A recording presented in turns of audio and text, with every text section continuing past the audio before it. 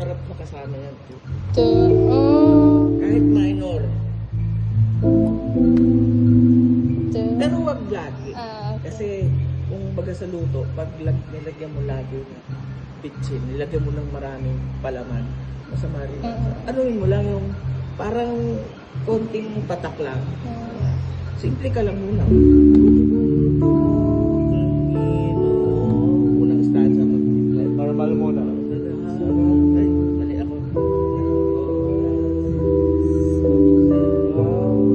Mababa lang yun. Ganun lang, lagi mo.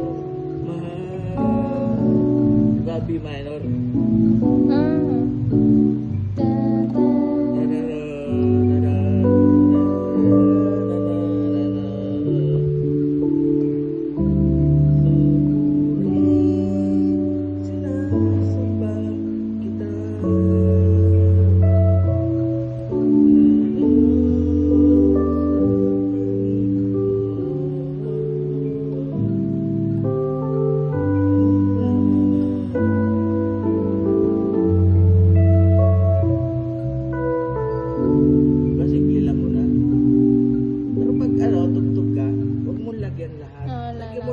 Konti bitsin, konti maanghang, konti. Wow. Kasi ano pag puno rin masyado, alam mo na, di ba? Pag puno mo sa, di ba, gawin mo.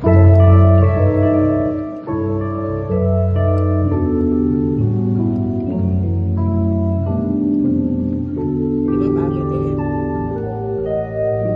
Pangit din, di ba?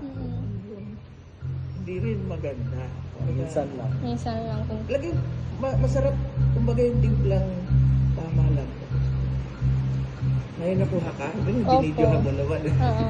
Wow, nice. Yun lang to. B minor. E minor.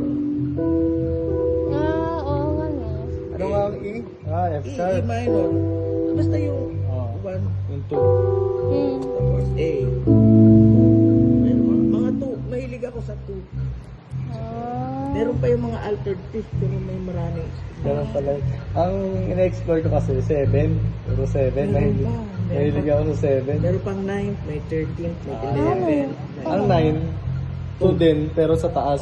Sa taas. Kasi diba, ang 8 ay 1. Bang. Ganon. So, 9, 2 din, pero sa taas.